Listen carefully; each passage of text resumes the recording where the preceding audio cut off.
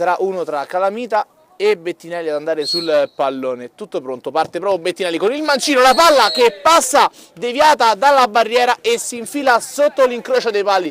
Vantaggio per il Tony Ponzi, ha segnato Bettinelli. Bettinelli si prova a girare, riesce, prova a partire lungo l'out di testa del numero 9 del Tony Ponzi, ci riesce, salta un uomo, entra in area di rigore, la conclusione, la doppietta in 2 minuti di Bettinelli, 2-0 per il Tony Ponzi.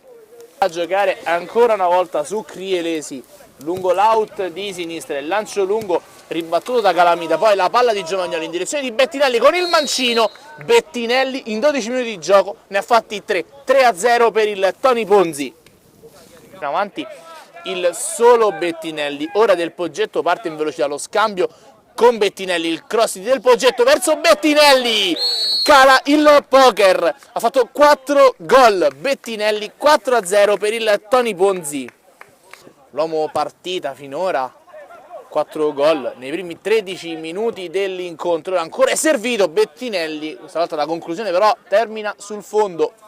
Al Football Club, Bettinelli, appoggio su Leonardi, lancio in direzione di Del Poggetto che ci riesce ad arrivare, prova a entrare nel rigore, l'appoggio indietro su Bettinelli, ne ha fatti 5 Bettinelli, one man show per il Tony Ponzi, 5-0. Lancio lungo in direzione di Leonardi, alza la testa, vede in area Bettinelli, il servizio è proprio per lui, ancora Bettinelli, 6-0, un uomo solo al comando. Recuperato dal Tony Ponzi, Borzelli prova a partire in velocità, Lotti, servizio in direzione di Bettinelli, passaggio verso Lotti che si divora l'occasione del 7-1.